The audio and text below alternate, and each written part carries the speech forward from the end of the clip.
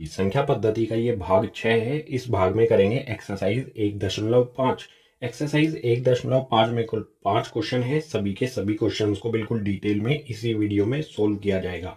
Part 1 संख्या पद्धति के जो भी अन्य भाग हैं इन सभी को भी देख लेना है। सभी के लिंक आपको नीचे डिस्क्रिप्शन बॉक्स में दिए गए हैं। एक्सरसाइज 1.5 को शुरू करते हैं अगले पेज से।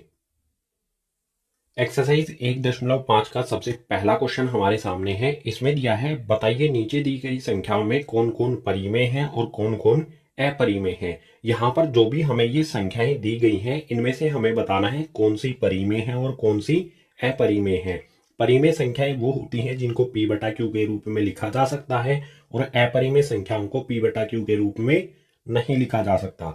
सो फर्स्ट पार्ट में हमें दिया है 2 घटा √5। 2 एक परिमेय संख्या होती है और √5 रूट के अंदर अभाज्य संख्या एक अपरिमेय संख्या होती है। परिमेय संख्या में से अपरिमेय संख्या को अगर हम घटाएंगे तो हमें मिलेगी अपरिमेय संख्या, यानी पहले पार्ट में जो हमारी ये संख्या है ये हो जाएगी अपरिमेय। तो यहां पर लिख देता हूं अपरिमेय संख्या। पहले पार्ट में जो हमें ये संख्या दी गई है इसका उत्तर हो गया ये। आते हैं दूसरे पार्ट पर। इसमें हमें दिया है 3 जमा में √23 घटा में √23। सबसे पहले इस ब्रैकेट को हटाकर हल करेंगे। यहां पर हमारा 3 ऐसा का ऐसा जमा का निशान लगाएंगे, √23 आ जाएगा, इसके बाद घटा का √23 आ जाएगा। आप यहां पर देख सकते हो जमा का √23 घटा का √23। √23 में से √23 को घटा देंगे तो यहां पर कुछ भी नहीं बचेगा, 0 हो जाएगा। ये वाली संख्या बचेगी सिर्फ हमारी 3। उत्तर हमारा आएगा यहां पर इसको हल करने पर 3।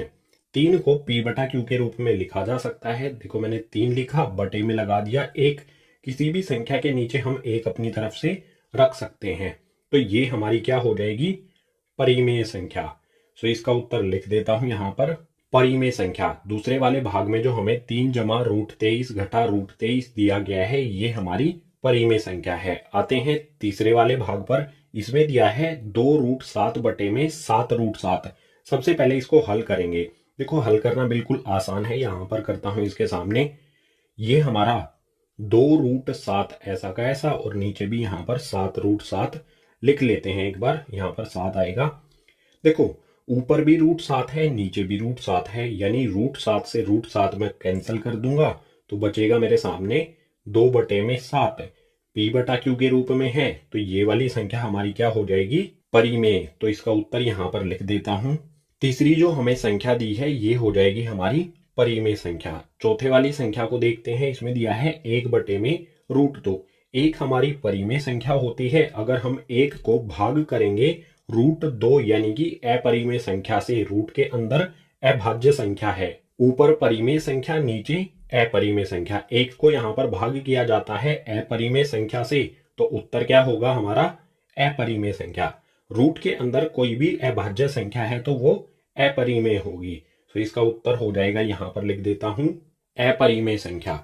चौथे वाले भाग का उत्तर हो गया ये। अब आते हैं पांचवी संख्या 2 पाई पर। आपको बताया गया था पाई क्या होती है, एक अपरिमेय संख्या। अगर परिमेय संख्या गुना में अपरिमेय संख्या हो तो रिजल्ट में हमें मिलती है अपरिमेय संख्या, यानी कि 2 पाई ये हो जाएगी हमारी अपरिमेय संख्या। यहां पर लिख देता हूं उत्तर 2 पाई ये हो जाएगी हमारी अपरिमेय संख्या। बिल्कुल आसान है। परिमेय संख्या वो होंगी जिन्हें p/q के रूप में हम लिख सकते हैं, और अपरिमेय संख्या एक तो पाई होता है या फिर रूट के अंदर कोई भी अभाज्य संख्या अगर हमें दी गई है तो वो भी अपरिमेय संख्या होगी। क्वेश्चन नंबर 1 की सभी संख्याओं को हमने यहां पर बता दिया है कौन सी परिमेय है और कौन सी अपरिमेय है। क्वेश्चन नंबर 1 हो गया कंप्लीट। अब क्वेश्चन नंबर 2 को देखते हैं नेक्स्ट पेज पर। क्वेश्चन नंबर 2 इसमें दिया है निम्नलिखित व्यंजकों में से प्रत्येक को हल कीजिए। क्वेश्चन नंबर 2 में हमें इस प्रकार से व्यंजक दिए गए हैं, इन सभी को हमें हल करना है। सो फर्स्ट पार्ट में हमें दिया है 3 जमा √3 2 जमा √2। इसको किस प्रकार से हल करेंगे? क्या ये किसी फॉर्मूले के रूप में है? कोई फॉर्मूला इस पे लगाया जा सकता है? बिल्कुल नहीं। तो कैसे हल करना है? सबसे पहले इसको यहां पर मैं लिख लेता हूं 3 जमा में √3 ब्रैकेट लगा देता हूं, उसके बाद इससे आगे 2 जमा में √2 ऐसा का ऐसे मैंने यहां पर लिख लिया। अब देखो हल करना बिल्कुल आसान है। पहले वाले ब्रैकेट की पहली संख्या लेंगे, इस संख्या को मैं दूसरे वाले ब्रैकेट के पहली संख्या और दूसरी संख्या से गुना करूंगा। 3 को पहले मैं 2 से गुना करूंगा, तो यहां पर लिखते हैं, इसे हल करते हैं। 3 को 2 से गुना करूंगा तो हो जाएगा 3 दूनी 6। इसके बाद इसी 3 को दूसरे वाले ब्रैकेट की दूसरी संख्या यानी कि √2 से गुना करूंगा। 3 को √2 से गुना करूंगा तो ये प्राप्त होगा मुझे 3√2। इसके बाद मैंने 3 को इन दोनों संख्याओं से गुना कर दिया है। अब √3 को इस 2 से गुना करूंगा। √3 को 2 से गुना करूंगा तो मुझे प्राप्त होगा 2√3। और इसके बाद √3 को इस √2 से गुना करूंगा। दोनों संख्याएं रूट के अंदर हैं तो 3 को 2 से गुना कर देंगे। √3 को 2 से गुना करेंगे तो 3 दूनी 6, ये हमें रूट के अंदर ही प्राप्त होगा। बिल्कुल आसान है। पहले इस 3 को इन दोनों संख्याओं से गुना कर दिया हमने तो हमें ये मिल गया। उसके बाद √3 को इन दोनों संख्याओं से गुना कर दिया तो हमें ये मिल गया। यही हो जाएगा हमारे फर्स्ट वाले इस व्यंजक का हल। यही हो जाएगा फर्स्ट वाले पार्ट का उत्तर। आते हैं सेकंड पार्ट पर। इसमें दिया है 3 जमा √3, 3 घटा √3। क्या किसी ये फॉर्मूले के रूप में है? बिल्कुल ये फॉर्मूले के रूप में है। कौन से फॉर्मूले के?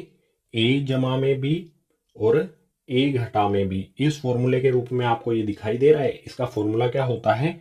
a का वर्ग घटा में b का वर्ग।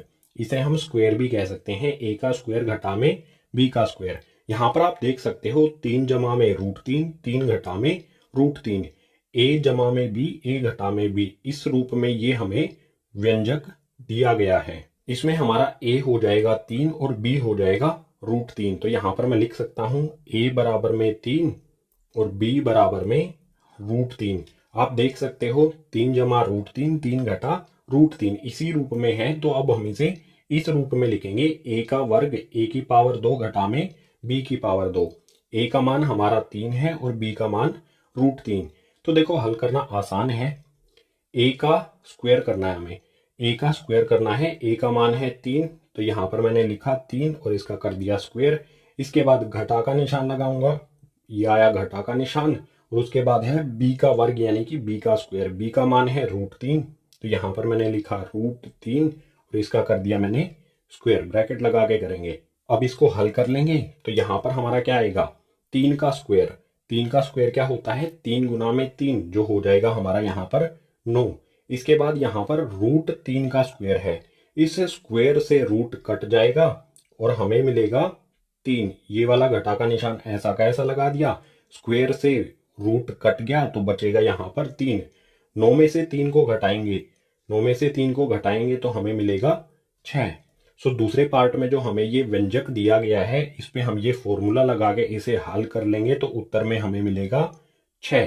क्वेश्चन नंबर 2 में और 2 व्यंजक दिए गए हैं, तीसरा और चौथा उसको देख लेते हैं नेक्स्ट पेज पर। क्वेश्चन नंबर 2 के तीसरे पार्ट में हमें व्यंजक दिया है √5 जमा में √2 का होल स्क्वायर। यहाँ पर देखो ब्रैकेट पे स्क्वायर लगा रखा है, वर्ग लगा रखा है। तो ये फॉर्मूले के रूप में है। कौन से फॉर्मूले के रूप में?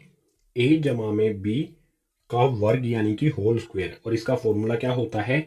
a स्क्वायर प्लस में 2ab प्लस में b स्क्वायर। सो इस पे हम ये फॉर्मूला लगा देंगे और हल कर लेंगे। a यहाँ पर हमारा √5 है और b हमारा √2 है। तो अब हम इसे इस रूप में लिख देंगे, हमारा उत्तर आ जाएगा। देखो सबसे पहले यहाँ पर किया गया है a का स्क्वायर यानी कि a का वर्ग। a हमारा √5 है तो यहाँ पर मैं लिखता हूँ √5, इसका मैं कर देता हूँ स्क्वायर यानी कि वर्ग।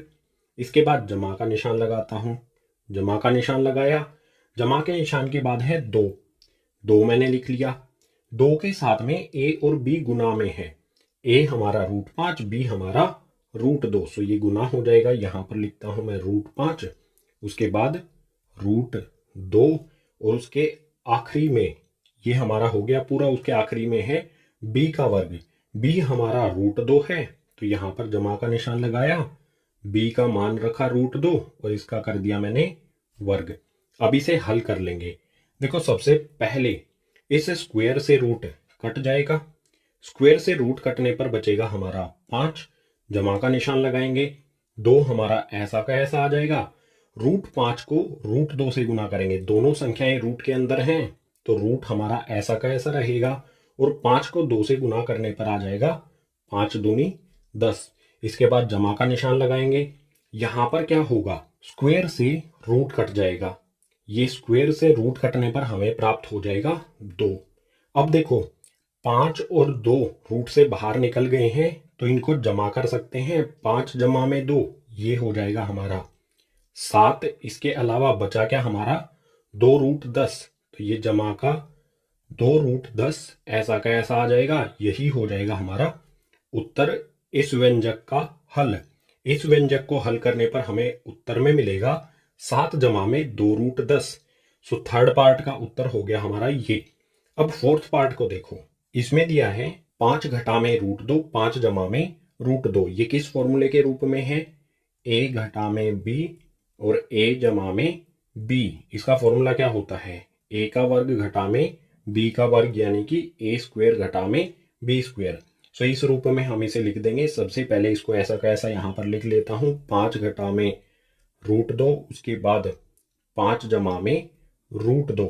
देखो यहां पर आसान है बिल्कुल, a हमारा 5 है और b हमारा रूट 2 है। ठीक है, a घटा में b, a जमा में b, a घटा में b, a जमा में b। a हमारा 5, b हमारा रूट 2। तो a का वर्ग करना है सबसे पहले हमें, यानी कि ये 5 है, इसका हम वर्ग करेंगे यानी स्क्वायर करेंगे। उसके बाद घटा का निशान लगाएंगे, ये आ गया हमारा घटा का निशान। उसके बाद है b का वर्ग, b हमारा 2 है, 2 का करेंगे रूट 2 है तो इसका करेंगे यहां पर वर्ग। अब इसे हल कर लेंगे। 5 का स्क्वायर 5 का वर्ग यानी कि 5 गुना में 5, ये हो जाएगा 25। इसके बाद स्क्वायर से रूट कैंसिल हो जाता है, आपको पता है स्क्वायर से रूट कैंसिल होने पर बचेगा 2। 25 में से 2 को घटाएंगे तो हमारे चौथे वाले भाग का उत्तर आ जाएगा 23। सो सभी व्यंजकों को हमने सोल्व कर लिया है और चौथे व्यंजक को इसको हल करने पर हमें उत्तर मिल गया 23। इसी के साथ क्वेश्चन नंबर 2 हो गया कंप्लीट। अब क्वेश्चन नंबर 3 को करते हैं नेक्स्ट पेज पर। क्वेश्चन नंबर 3 इसमें दिया है, आपको याद होगा कि पाई को एक वृत्त की परिधि और उसके व्यास के अनुपात से परिभाषित किया जाता है, अर्थात पाई बराबर c बटा d है। यह इस तथ्य का अंतर विरोध करता हुआ प्रतीत होता है कि पाई अपरिमेय है। इस विरोध का निराकरण आप किस प्रकार करेंगे। पाई का मान क्या होता है, वृत्त की परिधि बटे में वृत्त का व्यास, यानी कि पाई बराबर में c बटा d। c यहाँ पर वृत्त की परिधि है और d यहाँ पर वृत्त का व्यास है। तो हल प्रारंभ होता है यहां से। मान लीजिए हमारा ये एक वृत्त है, इस वृत्त की परिधि यानी कि चारों ओर का माप ये c है और इस वृत्त का ये व्यास जो है ये d है। तो पाई किसके बराबर होगा, पाई बराबर होता है वृत्त की परिधि यानी कि c बटे में वृत्त का व्यास यानी कि d के बराबर। अगर पाई बराबर c बटा d है तो हमारे सामने एक अंतर विरोध आता है। पाई अपरिमेय संख्या है और c बटा d ये p बटा q के रूप में है, तो कोई भी अपरिमेय संख्या कैसे बराबर हो सकती है ऐसी संख्या के जो p बटा q के रूप में हो। ये जो अंतर विरोध हमें यहाँ पर प्रतीत हो रहा है, इसका निराकरण हमें करना है। कैसे करेंगे, बिल्कुल आसान है। देखो पाई अपरिमेय संख्या है, ये बराबर है c बटा d के। कोई संख्या हमें p बटा q के रूप में दी हो, वो कब बराबर होती है अपरिमेय संख्या की, कि c और d में से कोई भी यहाँ पर एक अपरिमेय संख्या है। अगर c अपरिमेय संख्या है, d परिमेय संख्या है, तो भी ये अपरिमेय संख्या होगी। अगर c परिमेय है, d अपरिमेय है, तो भी ये अपरिमेय होगी। अब आप कहोगे कि पाई बराबर में 22/7 होता है, इसमें ऊपर और नीचे कोई सी भी संख्या अपरिमेय नहीं है। 22 और 7 दोनों परिमेय संख्या हैं। तो यहां पर आपको जान लेना चाहिए कि पाई की एग्जैक्ट वैल्यू 22/7 नहीं होती है, ये लगभग मान होता है पाई का। अगर पाई का एग्जैक्ट मान रखा जाएगा तो उसमें ऊपर या फिर नीचे एक अपरिमेय संख्या प्राप्त होगी, और अपरिमेय संख्या ऊपर या फिर नीचे कहीं पर भी आ जाए तो वो पूरी क्या हो जाएगी, अपरिमेय संख्या। इसी वजह से c या d में से कोई सी भी एक संख्या अपरिमेय है और इसी वजह से पाई भी हमारी अपरिमेय संख्या है। सो जो भी क्वेश्चन में अंतर विरोध हमें दिया गया है उसका निराकरण हमने कर लिया है कि c या d में से कोई एक संख्या अपरिमेय है और इसीलिए ये अपरिमेय संख्या पाई के बराबर है। तो यहां पर लिख देंगे सी और डी में से कोई एक संख्या अपरिमेय है, इसलिए सी बटा डी भी अपरिमेय संख्या होगी। यहां पर सी या डी में से कोई भी एक संख्या अपरिमेय है और इसलिए हमारी सी बटा डी ये भी अपरिमेय है और ये बराबर है अपरिमेय संख्या यानी कि पाई के। मैंने आपको ये पहले ही बता दिया है कि 22/7 ऊपर भी यहां पर परिमेय और नीचे भी परिमेय। ये पाई का एग्जैक्ट मान नहीं होता है। यहां पर ऊपर और नीचे दोनों परिमेय संख्या है क्योंकि ये पाई का लगभग मान है। पाई के एग्जैक्ट मान में ऊपर या फिर नीचे एक अपरिमेय संख्या होगी। तो क्वेश्चन नंबर 3 हो गया यहां पर हमारा कंप्लीट। अब क्वेश्चन नंबर 4 को देखते हैं, करते हैं नेक्स्ट पेज पर। क्वेश्चन नंबर 4 इसमें दिया है संख्या रेखा पर √9.3 को निरूपित कीजिए। √9.3 को संख्या रेखा पर दर्शाना है या फिर ये भी कह सकते हैं निरूपित करना है। तो क्वेश्चन नंबर 4 का हल इस ग्रीन बोर्ड पर करना संभव नहीं है, इसको हम हल करते हैं अपनी नोटबुक पर। √9.3 को संख्या रेखा पर दर्शाने के लिए सबसे पहले हम एक लाइन बनाएंगे जिसकी लंबाई होगी 9.3। रूट को कुछ देर के लिए भूल जाना है, एक लाइन बना देंगे 9.3 सेंटीमीटर लंबी। ये हमने 9.3 सेंटीमीटर की एक लाइन बना दी है, इसको नाम दे देते हैं। ये हमारा बिंदु ए और बी, ए से बी तक 9.3 सेंटीमीटर की है। इसके नेक्स्ट पॉइंट में क्या करेंगे, जो हमारी ये ए बी लाइन है इसको हम बढ़ाएंगे 1 सेंटीमीटर। तो इस लाइन को 1 सेंटीमीटर बढ़ा देता हूं। ये देखो यहां पर 9 से 10 1 सेंटीमीटर हो जाता है, मैंने इसे बढ़ा दिया है। जो हमारा ये वाला बिंदु है इसको नाम दे देंगे सी। अब ए सी का हमें मिड पॉइंट यानी कि मध्य बिंदु पता करना है। मध्य बिंदु पता करने के लिए क्या करूंगा, जो भी हमारी ये ए सी लाइन है इसके सी बिंदु पर प्रकार के नोक को रखूंगा, प्रकार को आधे से ज्यादा खोल लूंगा। ऊपर की ओर बड़ी सी आर्क और नीचे की ओर एक बड़ी सी आर्क लगा दूंगा। बिल्कुल इसी प्रकार से ए बिंदु पर रखूंगा, मैंने रखा ए बिंदु पर, और ऊपर वाली आर्क को और नीचे वाली आर्क को काट देना है।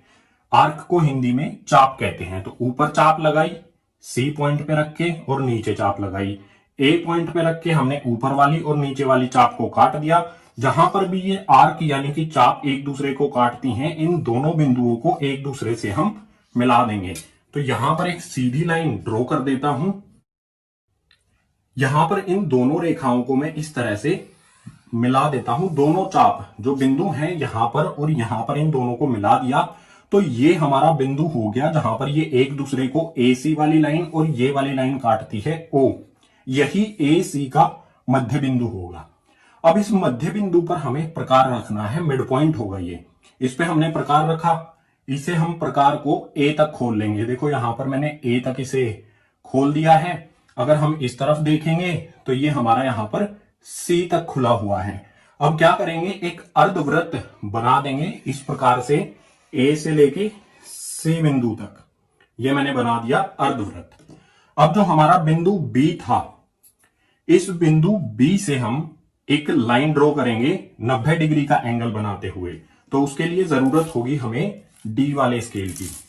ये हमारा बी बिंदु है, यहां पर मैं 90 डिग्री का एंगल बनाऊंगा। तो ये मैंने डी वाला स्केल रखा, 90 डिग्री के एंगल का निशान लगाया और इस 90 डिग्री का जो एंगल बनेगा, इस लाइन को मुझे सिर्फ इस बड़ी वाली चाप तक बढ़ाना, पूरा ऊपर तक नहीं करना है। तो यहां पर बी से 90 के पॉइंट को मैंने यहां पर मिला लिया है, ये वाला 90 का पॉइंट, और इसे इस तरह से आगे बढ़ा दूंगा सिर्फ यहां तक। जहां पर ये बड़ी वाली चाप है सिर्फ यहां तक मैं इसे बढ़ाऊंगा। इस बिंदु को नाम दे देते हैं कुछ भी हमारा, चलो इसे नाम दे देते हैं एम। इसके बाद जो हमारी ये ए सी लाइन है इसको आगे की तरफ बढ़ा देंगे। इसे हम आगे की तरफ बढ़ा देंगे, कोई इसमें हमें वो नहीं करना है कि कितना बढ़ाना है, जितना बढ़ा सकते हैं उतना हमने इसे आगे बढ़ा दिया है। अब क्या करूंगा, बी बिंदु पर मैं प्रकार को रखूंगा। ये मैंने बी बिंदु पर रखा और इसे खोल लूंगा मैं एम बिंदु तक, जहां पर भी ये इस आर्क को टच करता है। और इसके बाद इस तरह से एक आर्क लगा दूंगा जो कि इस लाइन को यहां पर टच करेगी। इस पॉइंट को नाम दे देते हैं पॉइंट ई। अब जो हमारी बीई लाइन बनेगी, इस बिंदु से इस बिंदु तक जो लाइन है वो है हमारी √9.3। तो यहां पर लिख देता हूं बीई बराबर में √9.3। यही हमें दर्शाना था। बीई ये भी √9.3 है और बी एम ये वाली लाइन भी हमारी √9.3 है। ये दोनों बराबर हैं, BE बराबर BM। हमें क्या करना था, रेखा पर दर्शाना था, तो BE बराबर हो गया हमारा √9.3। यही हमें इसमें दर्शाना था, बना के हमने यहां पर दर्शा दिया है।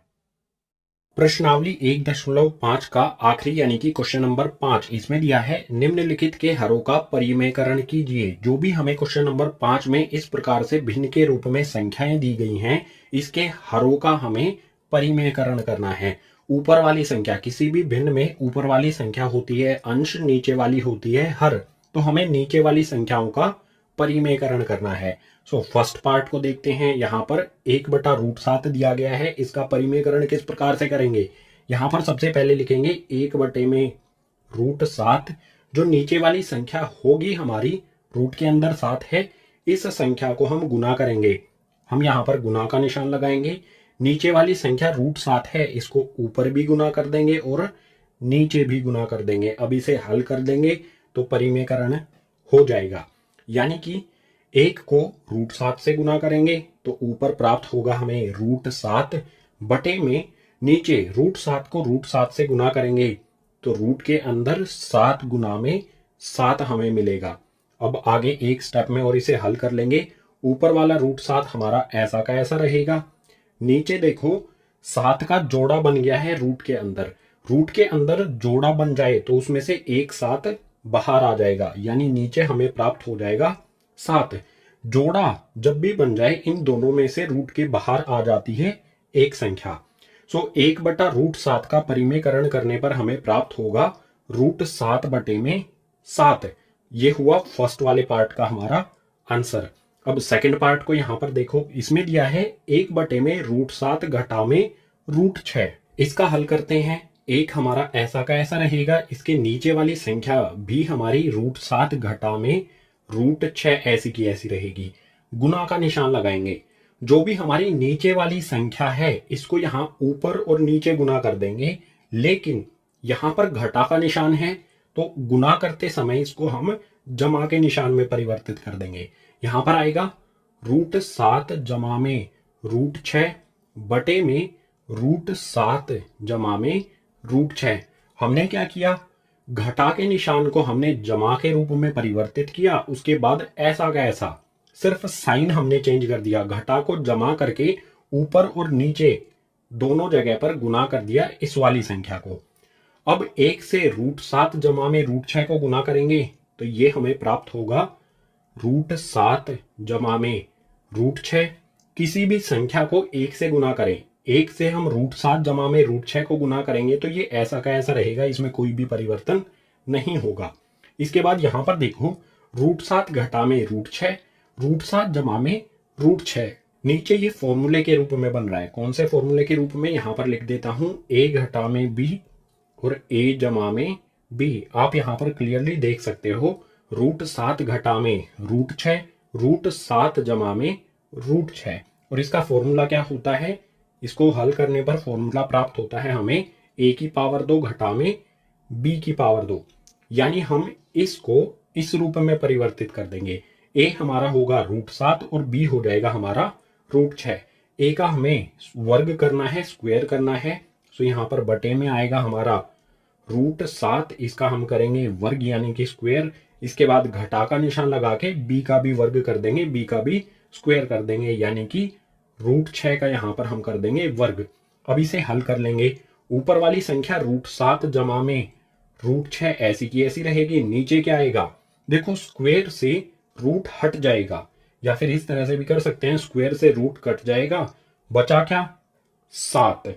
यह आ जाएगा हमारा नीचे, जमा का निशान लगाएंगे, सॉरी घटा का निशान आएगा। यहां पर देखो घटा का निशान है तो घटा का निशान लगाएंगे। इसी प्रकार से इस वाले वर्ग से ये रूट कट जाएगा, स्क्वायर से रूट काटने पर बचेगा हमारा 6। उत्तर क्या आएगा हमारा √7 जमा में √6 बटे में 7 में से 6 को घटाएंगे तो यहां पर आ जाएगा 1। और कभी भी ऊपर वाली संख्या होती है अंश, नीचे होता है हर। हर में हमें 1 लिखने की आवश्यकता नहीं होती है। 7 में से 6 घटाने पर 1 आया, नीचे 1 लिखने की आवश्यकता नहीं है, तो इस 1 को हटा देंगे उत्तर हो जाएगा हमारा यहाँ पर √7 जमा में √6। सेकंड वाले को परिमेयकरण करने पर ये हो गया हमारा उत्तर। अब क्वेश्चन नंबर 5 के 2 पार्ट और हैं, तीसरा और चौथा, उसको देखते हैं नेक्स्ट पेज पर। क्वेश्चन नंबर 5 का तीसरा पार्ट, इसमें हमें परिमेयकरण करना है 1 में √5 जमा √2 नीचे वाले को। तो आसान है, हल प्रारंभ हो गया है। यहां पर हम इस संख्या को ऐसा का ऐसा लिख लेंगे, 1 में √5 जमा में √2। क्या करेंगे, नीचे वाली संख्या को गुना करेंगे। यहां पर मैंने गुना का निशान लगाया, √5 √2 लिखा। इसके बीच में साइन क्या आएगा, मैंने बताया है इस साइन को चेंज कर देना है। घटा का है तो जमा का कर देना है, यहां पर जमा का है तो इसे हम घटा का कर देंगे। नीचे भी इसी तरह से √5 घटा में √2। अब इसे हल कर लो, आसान है बिल्कुल। 1 को √5 घटा √2 से गुना करेंगे तो कोई बदलाव नहीं आएगा, √5 घटा में √2 ही रहेगा। और इसके नीचे क्या आएगा, देखो यहां पर फिर से ये फॉर्मूले के रूप में हो गया है a जमा में b, a घटा में b। और इसका फॉर्मूला क्या होता है, a² a की पावर 2 घटा में b की पावर 2। a हमारा √5, b हमारा √2। फॉर्मूला भी लिख देता हूं आपके लिए। यहां पर फॉर्मूला किस रूप में है, ये a जमा में b और a घटा में b के रूप में है। इसका फॉर्मूला क्या होता है, a की पावर 2 घटा में b की पावर 2, यानी कि a² माइनस b²। सो इस रूप में हमें लिखना है। a हमारा √5 है तो यहां पर लिखा मैंने √5, इसका करेंगे वर्ग यानी कि स्क्वायर, घटा का निशान लगाएंगे। b हमारा √2 है तो यहां पर मैंने लिखा √2, इसका भी स्क्वायर करेंगे यानी कि वर्ग। अब इसे हल कर लेंगे, आसान है हल करना। ऊपर वाली संख्या हमारी ऐसी की ऐसी रहेगी, √5 घटा में √2, और यहां पर इस वर्ग से रूट कैंसिल हो जाएगा, बचेगा क्या हमारा रूट कैंसिल हो गया ना, इस वर्ग से √5 कैंसिल हो गया तो आ जाएगा 5। उसके बाद घटा का निशान ऐसा का ऐसा रहेगा, और यहां पर भी वर्ग से रूट कैंसिल हो जाएगा तो बचेगा हमारा 2। उत्तर क्या होगा हमारा, √5 घटा में √2 बटे में 5 में से 2 को घटाएंगे तो आ जाएगा 3। सो तीसरे पार्ट में जो हमें ये संख्या दी गई है, इसका परिमेयकरण करने पर हमें प्राप्त होगा √5 घटा में √2 बटे में 3। अब आ जाते हैं चौथे यानी कि आखिरी भाग पर। इसमें हमें संख्या दी है 1 में √7 घटा में 2। इसको भी हल कर लेते हैं, इसका भी परिमेयकरण कर देते हैं। तो यहां पर मैंने इस संख्या को ऐसा का ऐसा लिख लिया, 1 में √7 घटा में 2, गुना का निशान लगाऊंगा। यहां पर आएगा √7 जमा में 2 बटे में √7 जमा में 2। हमने क्या किया, घटा का निशान है तो जमा का करके ऊपर और नीचे इसी नीचे वाली संख्या को यहां पर गुना कर दिया। अब हल कर लो, 1 से हम गुना करेंगे √7 जमा 2 को, तो ये हमारा √7 जमा 2 ही रहेगा। नीचे वाली संख्या आप देखो, a घटा में b, a जमा में b, इस फॉर्मूले के रूप में बन गया है। a घटा में b, a जमा में b किसके बराबर होता है, a का वर्ग घटा में b का वर्ग, या फिर a² माइनस b² के, जहां पर a हमारा √7 है और b है 2। सो यहां पर √7 लिखा, इसका वर्ग करेंगे, घटा का निशान 2 लिखा और 2 का भी वर्ग करेंगे। अब इसे हल कर लो, √7 जमा में 2 हमारा ऊपर ऐसा का ऐसा, नीचे वाली संख्या यहां पर √7 का वर्ग किया है, इस स्क्वायर से ये रूट कैंसिल हो जाएगा, कट जाएगा, बचेगा 7। घटा का निशान लगाएंगे, 2 का वर्ग 2 की पावर 2 यानी कि 2 गुना में 2, ये हो जाएगा 4। उत्तर क्या आएगा हमारा, √7 जमा में 2 बटे में 7 में से 4 को घटाएंगे तो 3। सो चौथे पार्ट में जो हमें ये संख्या दी गई है, इसका परिमेयकरण करने पर हमें उत्तर में प्राप्त होगा √7 जमा में 2 बटे में 3। इसी उत्तर के साथ क्वेश्चन नंबर 5 हो जाता है हमारा यहीं पर कंप्लीट। क्वेश्चन नंबर 5 के साथ ही भाग 6 यानी कि एक्सरसाइज प्रश्नावली 1.5 हो जाती है कंप्लीट। उम्मीद करूंगा सभी क्वेश्चन आपको समझ आए होंगे। अगर सभी क्वेश्चन समझ आए हैं तो इस वीडियो को अपने क्लासमेट्स यानी कि सहपाठियों के साथ ज्यादा से ज्यादा शेयर करो, अगर कोई सुझाव है तो उसे नीचे कमेंट बॉक्स सेक्शन में लिख दो। पार्ट 1 के जो भी अन्य भाग हैं इन सभी के लिंक भी आपको नीचे डिस्क्रिप्शन बॉक्स में दिए गए हैं, सभी को देख लेना है और सभी क्वेश्चंस को समझ लेना है।